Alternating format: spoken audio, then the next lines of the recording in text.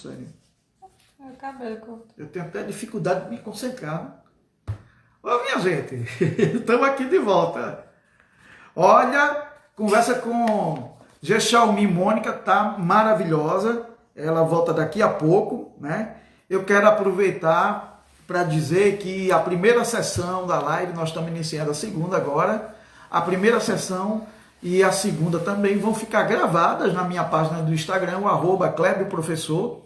Vocês podem assistir depois, podem compartilhar para quem não assistiu, podem usar livremente, se vocês quiserem, quem é professor, formador, podem usar essa live livremente como material didático em aulas, né, com grupos de formação, porque nós estamos aqui discutindo uma série de conteúdos riquíssimos que eu tenho certeza, né, que professores, professoras, estudantes universitários e da educação básica também têm todo interesse em debater, então a gente libera totalmente. Podem compartilhar, né, esses conteúdos, não só dessa live, mas de todas as lives que nós vimos fazendo ao longo desse período e que vamos fazer várias outras, né? Então, a Mônica já está voltando daqui a pouco, ela já está aí para a gente retomar essa conversa. Aproveitar enquanto Mônica volta para mandar um abraço para o meu irmão Fábio Correia de Araújo, que está lá em Maceió. Mandar um abraço para o pai Marco Antônio de Campos, está com a gente aqui, Marco Antônio de Ogum, e a gente estava falando da Umbanda, né?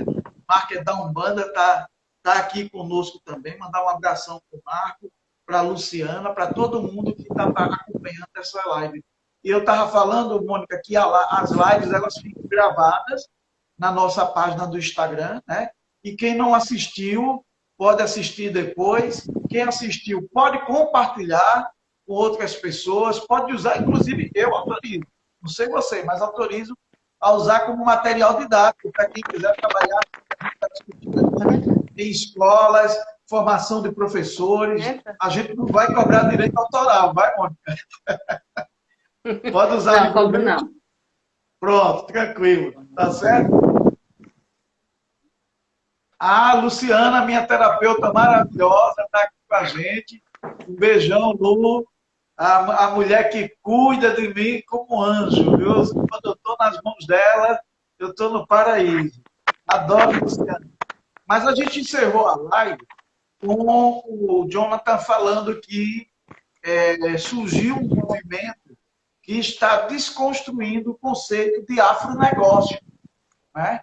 Primeiro, eu queria que você falasse o que você acha desse conceito de afronegócio, a importância política dele para a gente que está militando nessa seara do movimento negro e esse contra-movimento de desconstrução da ideia de afronegócio. E aproveitar e mandar um abraço para o Carlos Martins, que acabou de entrar na sala. Abração, meu irmão de Ogum. Então, a questão do afronegócio, né? Primeiro que eu acho esse movimento do Jonathan uma das coisas mais ricas e que vem sendo trabalhada hoje com a comunidade negra aqui de Alagoas. Eu vou falar especificamente daqui de Alagoas, porque eu só conheço o trabalho dele, tá? Não conheço o trabalho de outros, como é que a gente pode chamar? Afroempreendedores. Agentes, né? Outros agentes dessa questão do afroempreendedorismo. Veja, eu acho muito complicada essa coisa do pequeno empreendedor MEI aqui no Brasil, mas o Jonathan sabe o que está falando, porque ele é um cara da administração e tal. Então, no momento em que você tem toda uma comunidade a que foi destinado questões menores em relação à subsistência e a emprego, né? Por que você agora vai se preocupar em desenvolvê-la como empresária?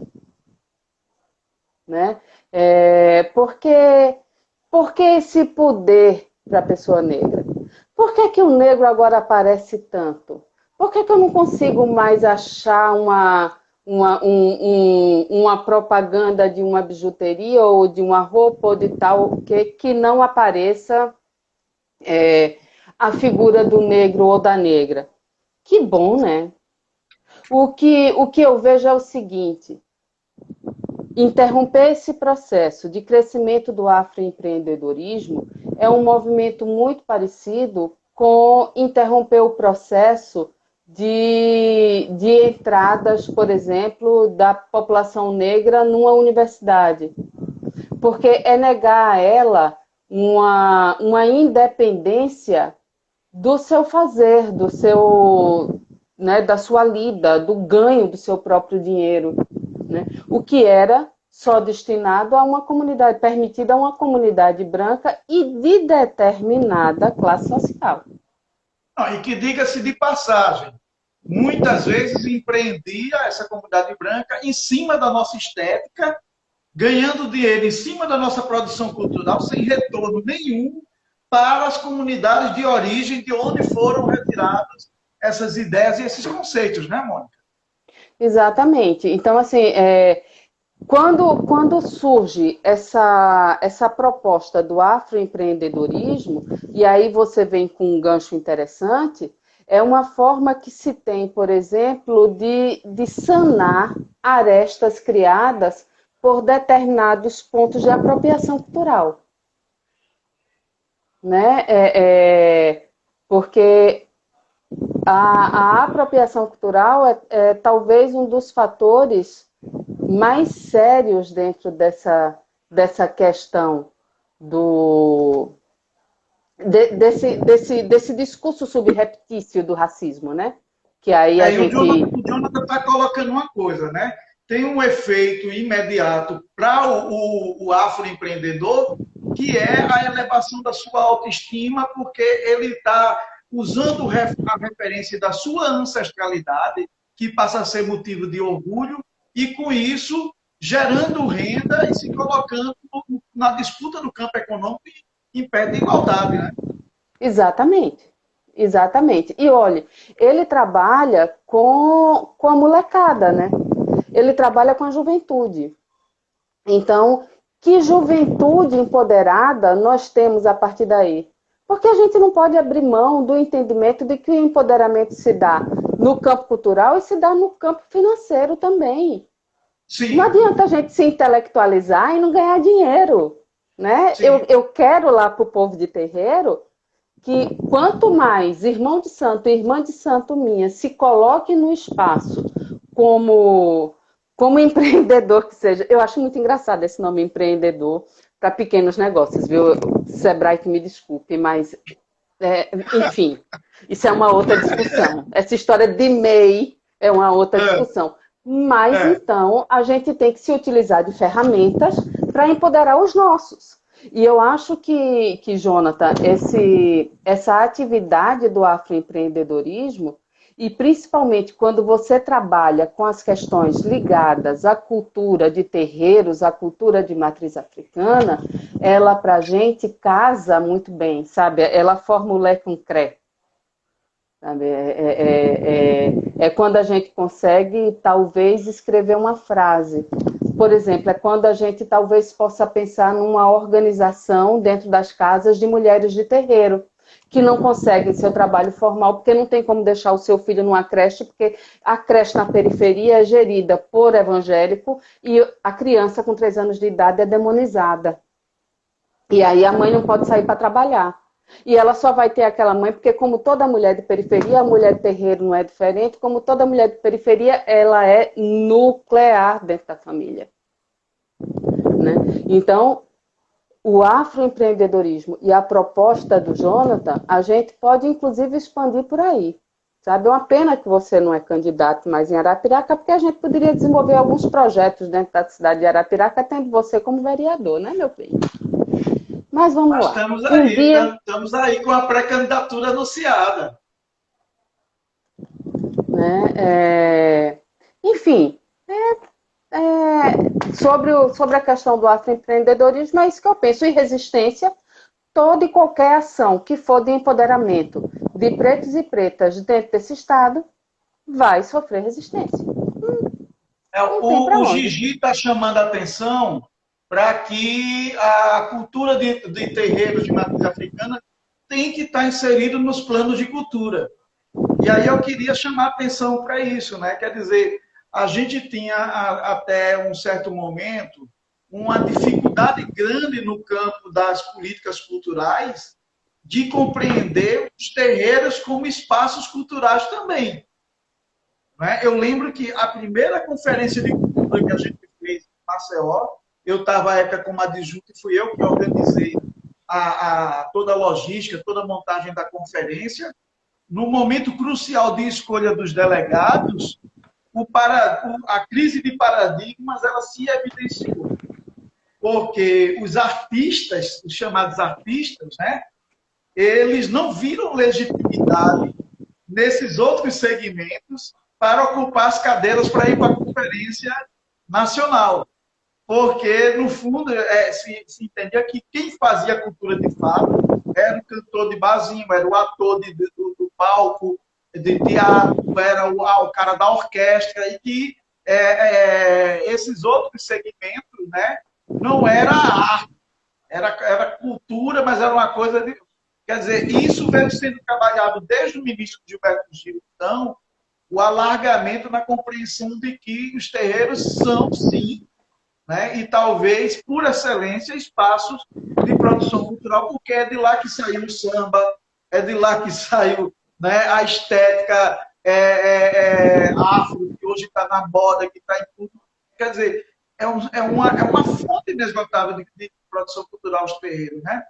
Mas falta essa priorização dos terreiros dentro dos planos de cultura, como o Gigi está falando aí. Você concorda? Olha, eu não posso dizer que não concordo. É claro que eu concordo, né? O que é a cultura de terreiro, talvez a gente precise ainda de algumas ações definidoras. Porque quando a gente sofre uma apropriação cultural muito forte, essa coisa fica perdida, né? Você se utilizou aí do samba. Sim. Né? Ah, porque cultura é só o cara que canta samba. O que é samba? Hoje, a gente vai dizer, samba é uma música tipicamente negra que nasceu dos terreiros e tudo mais. Quem sabe disso? Porque até então o samba virou música nacional. Sim. É música brasileira. Ele perde a identidade negra, né?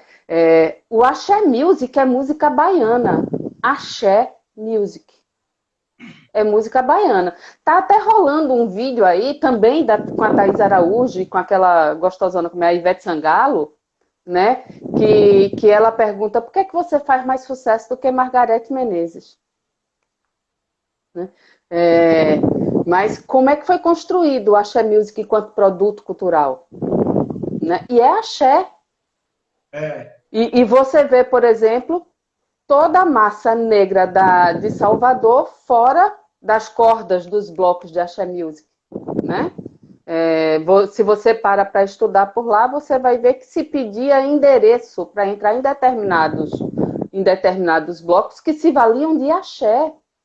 Né? Aquela música que estourou da Daniela Mercury, aquela escândala de mulher, que é A Cor dessa Cidade Sou Eu, tu já prestou atenção na letra dessa música? É Exu falando, filho. Aquela música é Exu quem fala. A cor dessa cidade sou eu, o canto dessa cidade é meu. Sim, sim, sim. Parece Exu falando. E quantas pessoas não dançam aquilo dali dizendo é a música baiana? Então eu acho que a gente precisa de uma redefinição mesmo, sabe? Precisa de um estudo comprometido para uma redefinição e um processo de educação tremendo, como as coisas estão acontecendo e as coisas hoje acontecem muito rápido por conta desse advento da internet, né?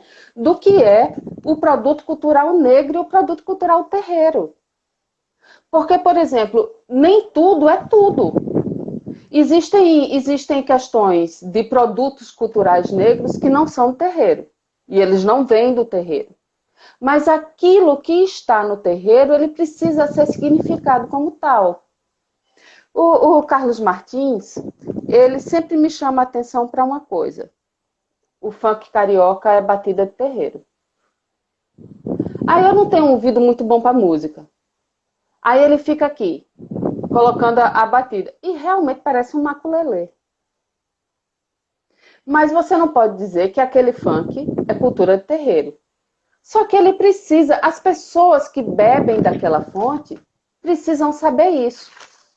A cantora mais famosa do Brasil hoje, aquela menina Anitta, ela, na sua biografia, tem que é do candomblé, ela passa tempos e tempos recolhidas, mas ela não assume publicamente a sua condição de religiosa, porque o público não aceita.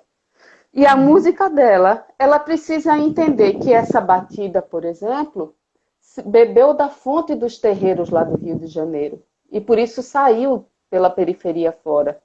Né? Então, eu acho que a gente precisa de uma definição, sabe? Como aquela coisa assim, é o acarajé, é a acarajé de Jesus. Me diga, meu bem, qual é a passagem da Bíblia que Jesus pega o feijão, pila o feijão para fazer um bolinho frito no azeite de dendê? Se tiver isso na Bíblia, o acarajé é de Jesus. Então, vamos explicar a você o que é o acarajé. O que é o caruru, né? O que é o chequeté.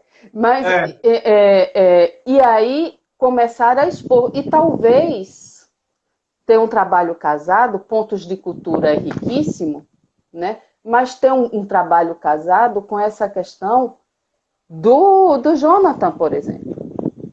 Sim, sim. Né? Que a gente não pode mais perder tempo. O povo preto, o povo de terreiro, não pode mais perder tempo. Então, acho que ponto de cultura ele tem um conceito maravilhoso, mas outra coisa. Ponto de cultura a gente precisa ensinar aos nossos o que é a gestão de um convênio. Eles precisam aprender o que é uma prestação de conta. Eles precisam aprender o que é dinheiro público. E os nossos não teve acesso a esse tipo de informação. E não teve porque é brecado no próprio Estado. Eu ouvi de gestor público estadual dizer que não senta numa mesa com babalorixá e ialorixá porque eles não têm formação acadêmica. Absurdo. Deu vontade de vomitar na cara do velho. Né? Mas eu ouvi. Então, você me lembrou agora a famosa fala de Manhaninha, né? Que dizia que só morria tranquila quando visse cada filho de santo dela com um anel de doutor no dedo, né? A importância que tem as pessoas de terreiro adquirirem títulos acadêmicos, né? Eu não faço questão em todo espaço, não, mas há espaços em que eu exijo ser chamado de doutor, porque eu sou de candomblé, eu sou pretinho, eu sou pobre da periferia, e se eu não usar o título, né, eu não coloco as pessoas no seu devido lugar de respeito à minha origem e ao meu lugar de fala. Né? É necessário cada vez mais a gente ocupar esses espaços. Quando foi na minha defesa, eu tinha convidado o meu terreiro todo, eu sabia que não ia, né? Mas a alegria que me deu ao ver aquelas pessoas ali, sabe, ao ver o João, o Oganzinho de Oxalá, que eu esqueci, o Anderson, né? Mãe Ângela, Mãe Nívia, Silvinho. Aquilo dali, para mim, foi de uma riqueza, sabe? Porque eu dizia pro pequenininho eu falei de você, João. Pro pequenininho que é meu afilhado, né? O menino de Obaluaê, que eu olhava para ele e dizia, ele dizia, estou nervoso de entrar aqui. E eu dizia para ele, esse é um espaço tão seu quanto o meu. Continue estudando e ocupe esse espaço aqui. Sabe? É imperdoável hoje se discutir intolerância religiosa na Universidade Federal de Alagoas e não se chamar um religioso. Ô, Mas eu não Mônica, estou falando, desculpa, só o religioso que está lá na academia, porque nós temos em todas as áreas. ô, Mônica, Desculpa, você está falando isso, eu estou me lembrando, quando, e aí a gente já vai entrar nesse assunto agora, quando eclodiram aquelas situações envolvendo a festa de Iemanjá, que a gente foi ao Ministério Público, né? Os religiosos todos fomos ao Ministério Público, e a importância que foi naquele momento a promotoria perceber que não se tratava de um bando de ignorantes e que havia, sim, vários religiosos com formação acadêmica, com embasamento para falar dentro da lei, né, e para colocar as coisas nos seus lugares. Porque a gente percebeu claramente uma tentativa de intimidação do lado de lá, né, em relação a gente, por achar que estavam tratando com um bando de ignorantes. E como foi importante naquele momento a gente esfregar na cara dele mesmo, dizer, não, aqui é doutor, aqui é reitor, que eu estava lá como vice-reitor da Universidade de Orgânica Candomblé, e as pessoas mudavam a postura imediatamente. Né? Tanto os agentes do Estado, a polícia, todo mundo que estava lá, que estavam acostumados no imaginário deles, né? A lidar com os pequenos terreiros, dizendo que é assim, e fica por isso mesmo, as pessoas não ousam, muitas vezes, discordar, e ouviu da nossa boca que não era, com todo o embasamento que se deve ter para dizer que não é. Né? Só recordando disso. Mas já entrando nesse assunto, aí você eu estou aqui rindo. Eu estou aqui rindo porque eu estou lembrando da cena e você sabe que aquilo dali os deixou inseguros, né? E a gente conseguiu contornar a situação. Depois a gente explica melhor que situação foi essa. Mas você sabe que rendeu música na Assembleia de Deus, né? E que inclusive eu e você somos personagens dessa música na fala lá da cantora crente. Eu cito inclusive na dissertação. Mas vamos lá, vamos seguir. Ela fala da cigana e do macumbeiro. Somos eu e você, viu? Eita, meu pai eterno. Mas vamos entrar nesse assunto agora. Qual o simbolismo, né? O que tem de exemplar para a gente falar de racismo contra as religiões de matriz africana e todo aquele conflito que se instaura em torno da festa de Iemanjá, que começa antes, na gestão Cícero Almeida, com aquele senhor da SMCCU, querendo delimitar o espaço da praia onde a festa ia acontecer e dizendo que ia apreender todos os tambores.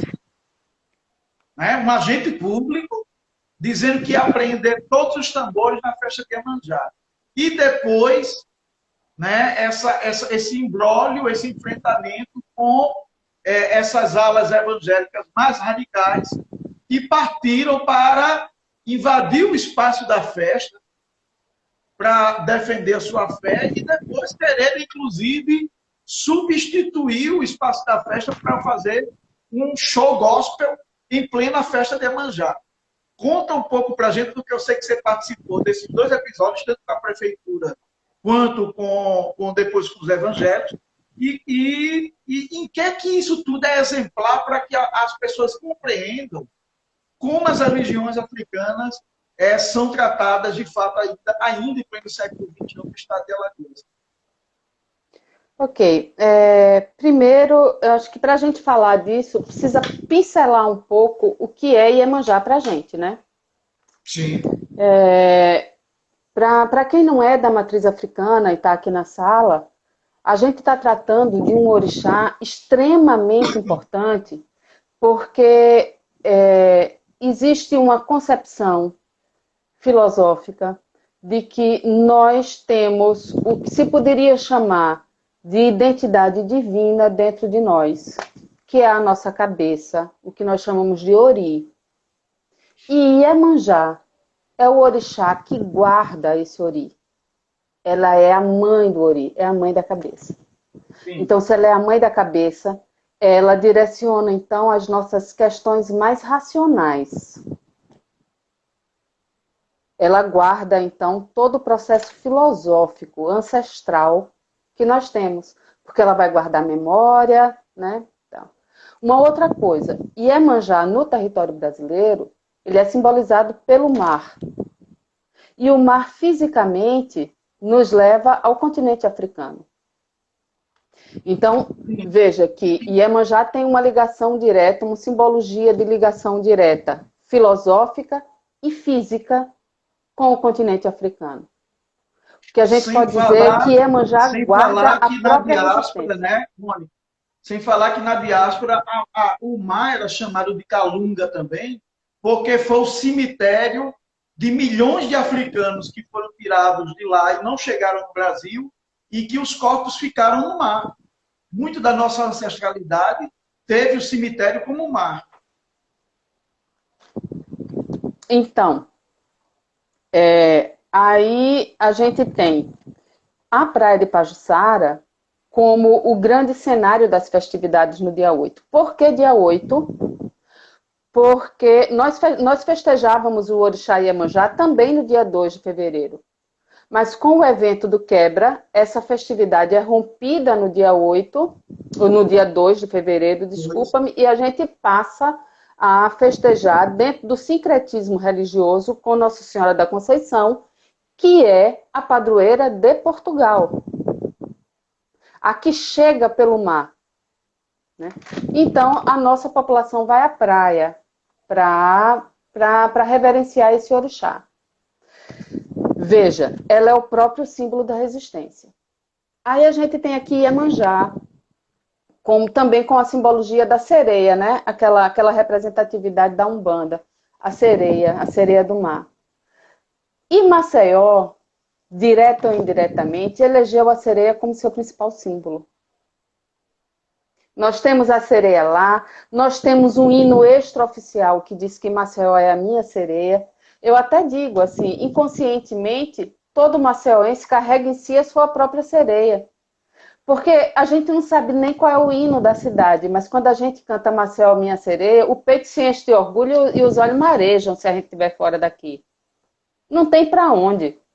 Sabe? Você morou em Maceió, você tem a sua sereia. Né? Nas brincadeiras infantis, nas brincadeiras de roda, que sou muito ligada a jogos infantis e tal. Enfim, o mar tem todo esse lado lúdico, sagrado, né? O filosófico, o físico, a subsistência. Em 2011, o que a gente vê ali é uma crescente de atividades, muito crescente, porque, na verdade, essa atividade iniciou um pouquinho antes. Esse grupo, Maceió de Joelhos, ele antes atacava e perseguia as paradas gays. Aonde tinha parada gay, eles estavam lá. A líder desse grupo tinha um blog na época e eu acompanhei as postagens desse blog, tá? Por isso que eu estou colocando essa linha do tempo. Quando Ivete Sangalo fez sucesso com a música Vai Chamar Dalila, eles disseram, epa, o povo da macumba está ganhando muito espaço. São eles agora que eu vou atacar. E mudou o foco da comunidade gay para a comunidade candomblé. E qual é o evento público? Porque a gente vive dentro dos muros de terreiro. O evento público era a praia no dia 8. Então, você vê que com o Cícero Almeida sendo prefeito, você já nota um aumento de santinhos sendo distribuídos na Praia da Pajuçara no dia 8. No dia da festa. E isso é uma agressão passiva, né? O tal do passivo-agressivo que irrita a gente, né? Muito, muito característico, né? Você nunca teve de branco, porque eu já tive de branco com já tudo, E alguém veio me dizer com o Santinho. Bom, enfim. Em 2011, eles inventam de delimitar espaço e horário. E de dizer que prenderiam os atabaques, caso fossem tocados. Sim, sim. A partir de 5 horas da tarde. Ora, o atabaque para a gente é sagrado. Ele não podia ir para uma delegacia de polícia de qualquer forma, de qualquer jeito. A gente não sabe se aquela pessoa está de corpo limpo, se não está. Imagina o que é para um sacerdote ver o seu atabaque sendo levado num carro de polícia. Quebrado, né? E imagina o que é para a gente ver o seu sacerdote preso. Porque estava reverenciando ser sagrado. Segundo a prefeitura, eles diziam que se tratava de um evento de diversão e não de um evento religioso. O Estatuto da Igualdade Racial nos garante a prática religiosa em qualquer espaço. E foi em cima do Estatuto da Igualdade Racial que a gente fez a defesa, né, dos religiosos de matriz africana.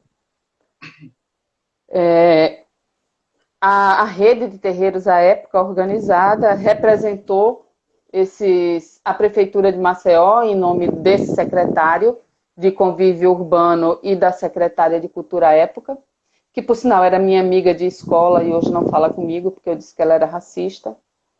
E você é. Né? Eu só quero dizer que você é. Eu continuo achando.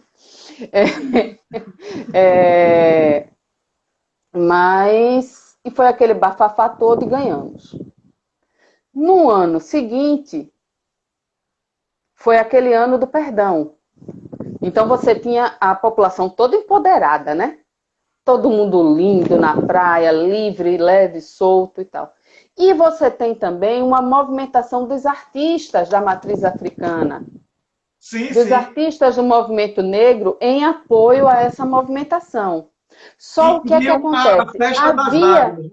Exato. Havia um entendimento de que aquela festa das águas, ela poderia acontecer porque seria uma confraternização das casas ao final de toda a ritualística que acontecia na praia, que era geralmente 5h30, 6 horas da tarde, porque os jangadeiros não entravam mais no mar para levar os ebós de Iemanjá.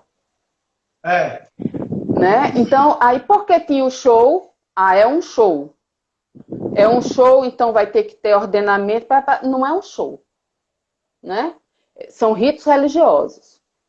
Bom, no ano seguinte e tal. Só que aí existe uma mudançazinha política. Porque a essa época nós tínhamos no governo a secretária de Direitos Humanos, que era a Kátia Borne, que entendia o que era a diferença entre um show e uma manifestação cultural e que direito ela precisava resguardar e falar por. Então nós tínhamos a secretária da Mulher, da Cidadania e Direitos Humanos falando por nós, dentro do Estado. Né? Nós tínhamos o secretário de Cultura do município, que é o Vinícius Palmeira, falando por nós, dentro da prefeitura. Então mudou um pouco a configuração.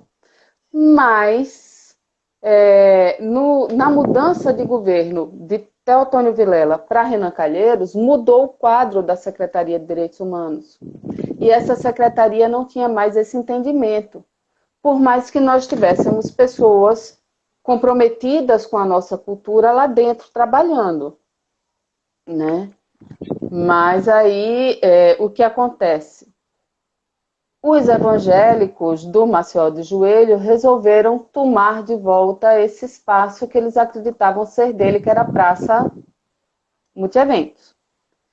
E foi quando se deu, lá em 2016, o segundo evento de disputa, que foi aquele lá do Ministério Público, que nós passamos 2 dias no Ministério Público com a comunidade religiosa e religiosas, e eles lá, conversas infindas, né, de tardes para entrar na noite, e com aquele grupo do Maceió dos Joelhos, onde a moça dizia que não podia tirar o show dela dali, porque ela já tinha investido R$ 10.000 no equipamento de som e ia falir.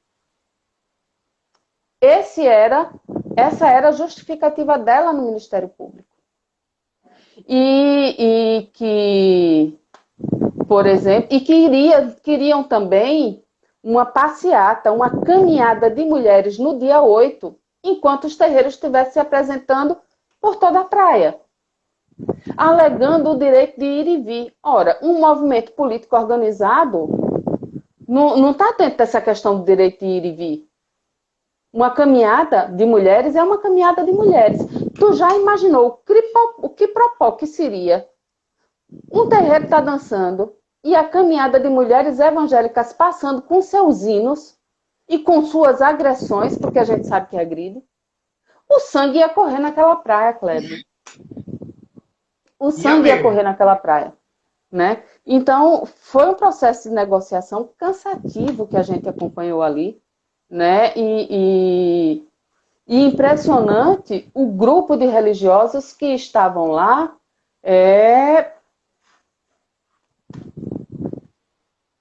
unidos, né?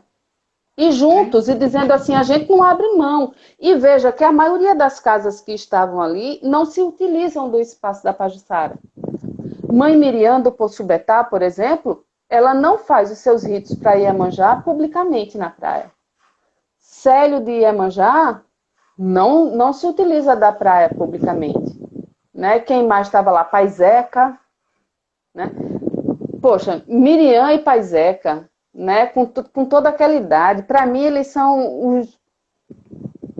Nossa, né? Vera também não se utiliza dali para ritos religiosos. Eu acho que dessas casas maiores, o único que se utiliza dali para levar o presente de Iemanjá é Choroquê, é pai. Né? Mas estavam todos lá, em nome dos pequenos, em nome das casas de interior, que hoje a grande maioria que está ali na praia é do interior, né? Que vem do interior para Maceió. Paralelo a esse processo mais formal de disputa pelo território da praia, há também, e foi isso que você estudou muito na tua pesquisa, a construção de um discurso, né, de criminalização e de ir tornando o povo de axé o inimigo público. Há uma construção ideológica para demonizar a festa de Iemanjá, né? Eu queria que você falasse como isso se constrói, porque você analisou os meios de comunicação utilizados para veicular essas mensagens, você analisou as letras de música. Eu queria que você materializasse isso para as pessoas perceberem que não é uma questão espontânea, casuística, não é uma questão planejada mesmo, né, mano?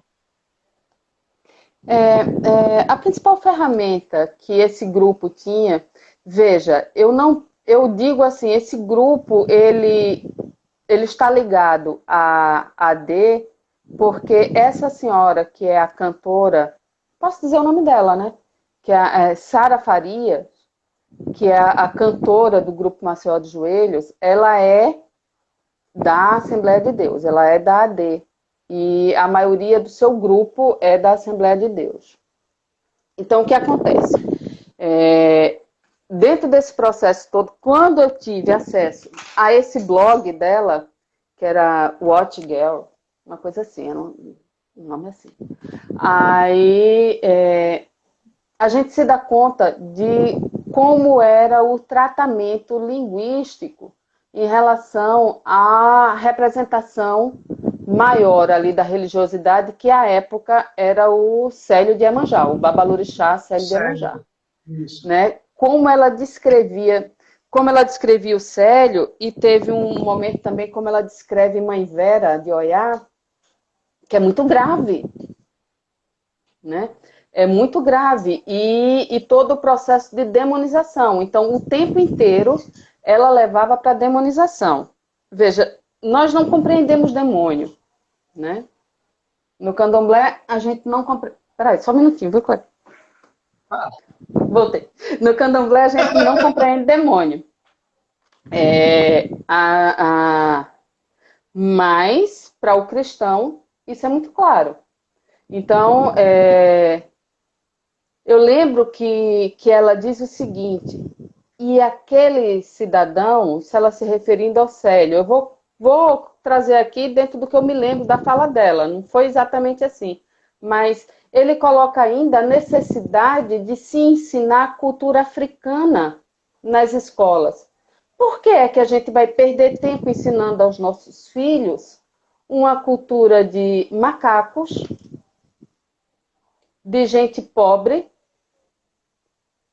pobre, macacos, que sofrem pela falta de Deus. Alguma coisa desse tipo, sabe? Essa mulher escrevia coisas muito pesadas na internet. E a internet me foi um campo de pesquisa impressionante, né? Eu virei consumidora do YouTube durante a minha pesquisa, porque os maiores gestos de inimificação eu encontrei lá. E eu não encontrei só com ela não, viu? Com ela porque era o caso estudado do dia 8. Mas, por exemplo, padres da rede de TV Canção Nova tem também um discurso muito sério. Sabe? Tem também um discurso muito comprometedor na questão da demonização e da inimificação, porque no momento em que você demoniza, você cria ele como inimigo.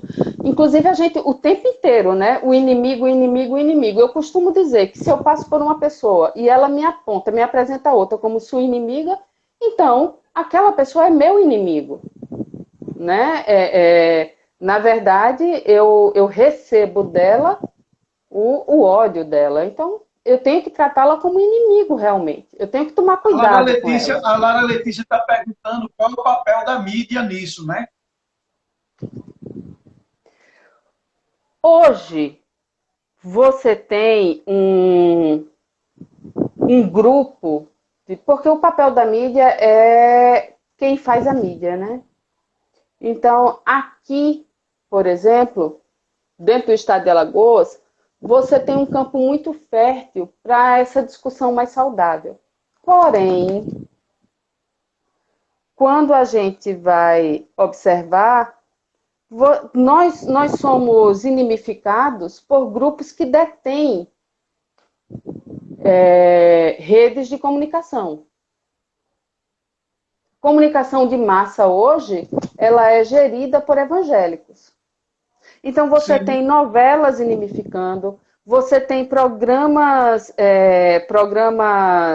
policiais inimificando, você tem repórteres inimificando, ridicularizando, porque tudo isso é uma forma, na hora em que você ri de uma manifestação mediúnica numa roda de umbanda, não é apenas o seu estranhamento.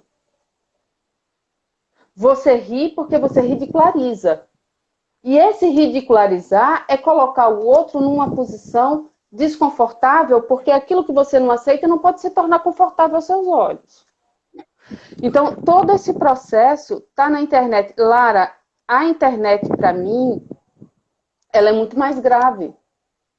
Porque quando você trata dos meios de comunicação oficiais, TV, rádio, televisão, sempre vai ter alguém que vai responder. Mas quando você está na internet, você não tem como monitorar. Gente, eu até cito na dissertação um clássico da Igreja Evangélica, desses depoimentos, né, que o povo dá, testemunho. Um testemunho de um ator que fez o Sítio do Pica-Pau Amarelo na minha infância, minha gente. O que fez o Visconde Sabugosa.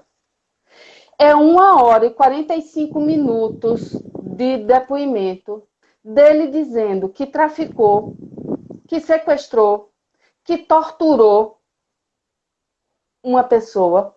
E esse homem nunca foi preso porque ele estava dando testemunho dele de fé. Eu lembro disso. Né? E sério, e ele se dizia ex-religioso de matriz africana. De matriz africana, né? E quem foi contemporâneo desse produto, porque esse produto é um produto antigo, quem foi contemporâneo desse produto disse que foi o grande hit nas igrejas evangélicas. Então veja como é que o povo é criado, né? Como é que o povo é educado.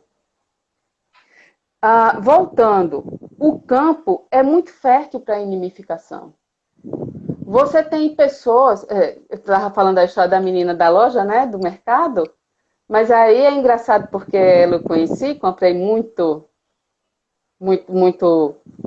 material na loja dela para fazer os meus ebó. Mas você tem, por exemplo, Elba Ramalho na televisão, na Canção Nova, falando absurdos, uma mulher que ganhou dinheiro cantando é do Oxum e eu quero um banho de cheiro, um banho de lua. E de uma hora para outra essa mulher começa a ver Nossa Senhora. E começa toda a paparicagem dela contra a religião de matriz africana. Veja, nós não estamos falando de quaisquer pessoas. Quando a gente pega uma senhora dessa, como a Sara Farias, que é a responsável pelo grupo Maceió de Joelhos, essa mulher, ela mobiliza multidões. Ela tem um secto. Ela tem um secto. Na praia, você retirava os religiosos de matriz africana para um show que demonizava, no seu discurso demonizava. E ela dizia, o meu propósito é que Maceió fique de joelhos. Você só ora para um Deus de joelhos se você for cristão. Se você for da matriz africana, não. Porque o seu orixá, quando vem em terra, não fica de jocô. O seu orixá fica de pé. Você é que se abaixa. Né? Orixá fica de pé.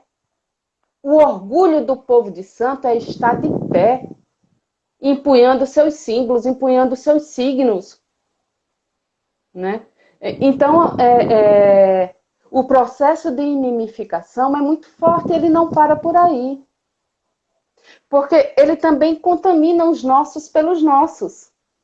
E nós somos muito responsáveis por esse processo de inimificação quando nós não respeitamos, por exemplo, práticas de outras casas. Quando nós chamamos o Nagô alagoano, por exemplo, de Fogtebei. Porque ele, então, a ele é denegado o direito do meu status de religioso de matriz africana, quando ele é a raiz do candomblé nesse estado. Eu disse na quinta-feira e vou dizer agora, deveria ser iniciado um processo como é que chama isso? De tornar o Nagô alagoano patrimônio cultural e material desse estado, como candomblé, porque ele é a raiz do nosso candomblé, ele é a força do nosso candomblé. Não é nação. Nação chegou aqui em 50, 40, depois que o povo veio vindo, né? Mônica, o Betinho está perguntando qual a importância nesse processo aí da OAB e do Ministério Público. E aí eu queria que você fizesse essa análise e também eu não posso deixar de dizer que eu me lembro daquela reunião, né, onde claramente, para mim, o Ministério Público assumia uma posição de passar pano, né? Para ser bem popular, de passar pano na história e meio que dizer, não, vamos ficar todo mundo de bem, todo mundo no amor, como se a gente não estivesse tratando de crime.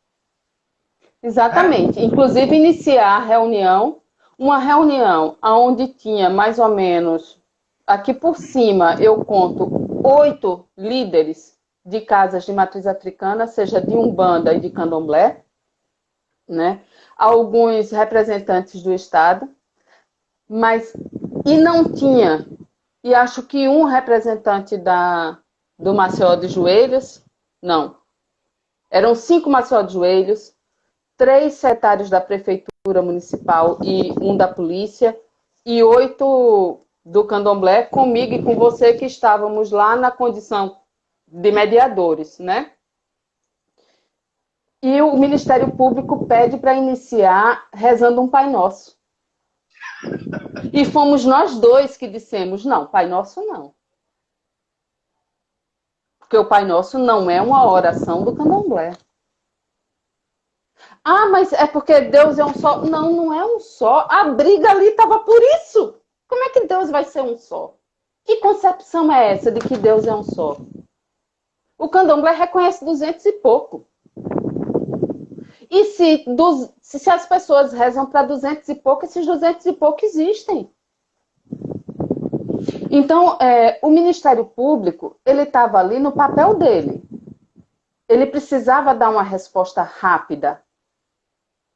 Mas o tempo inteiro, nós dois que estávamos lá sentimos que o barco pendia para que aquela moça não tivesse o prejuízo de 10 mil reais.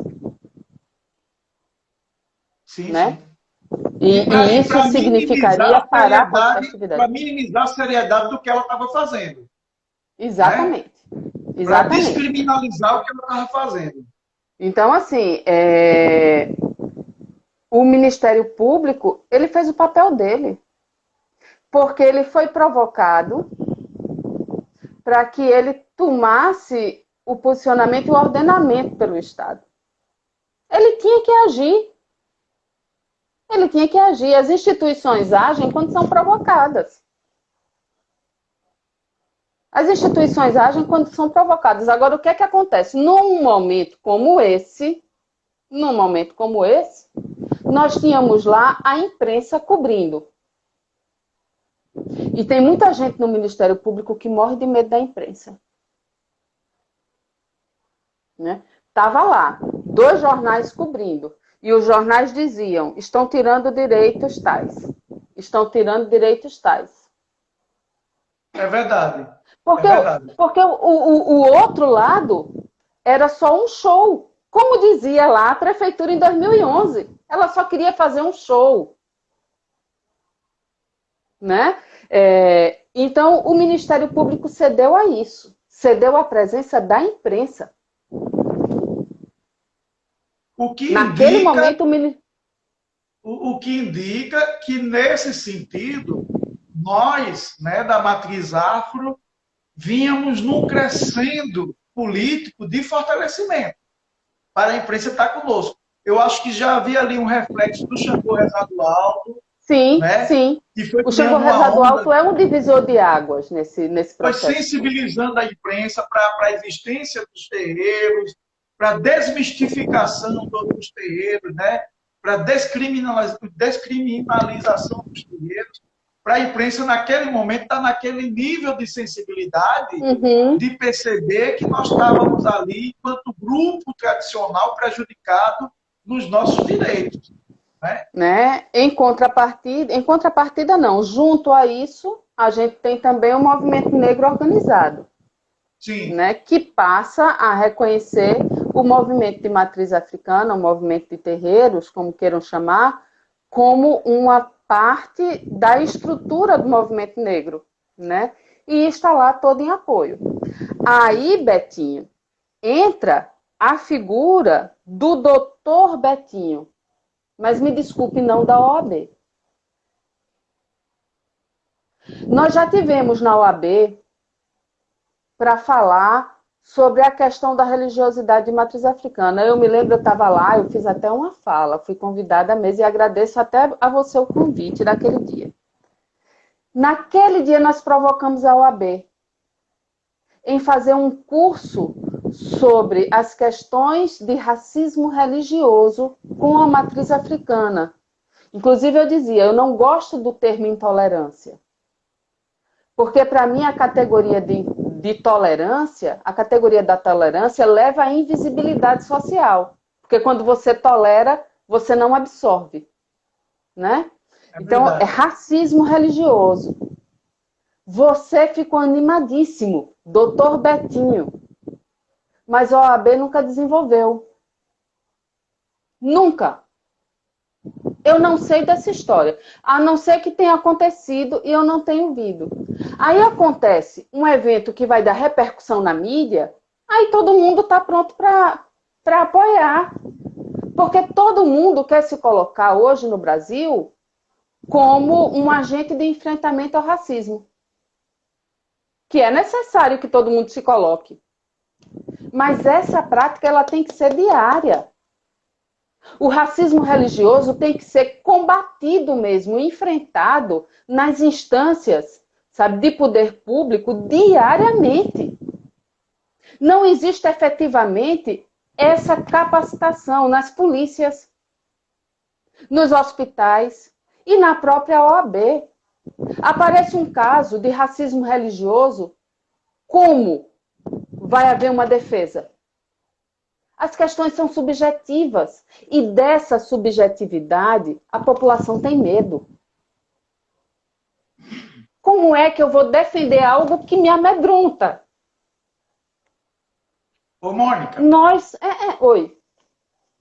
a gente tem vivido mais recentemente um processo interessante, que resulta de uma articulação entre o Tribunal de Justiça, na pessoa do desembargador Tutimé Zairan, né, junto com a rede de terreiros, com a liderança do Célio, e a OAB também tem participado ativamente dessa construção, que está resultando agora na proposição de criação de uma delegacia especializada para atender os chamados vulneráveis, com ênfase nos povos de matriz africana, principalmente nos povos de matriz africana. Né? Eu acho que é um desdobramento interessante, de onde não saía nada, de onde não se via nada, a gente ter uma iniciativa como essa nesse momento. Eu acho que, no mínimo, já introduz dentro do campo do judiciário um debate que nem existia. Né? Que nem existia. E aí, nós estamos finalizando a live agora, porque já estamos há 10 minutos.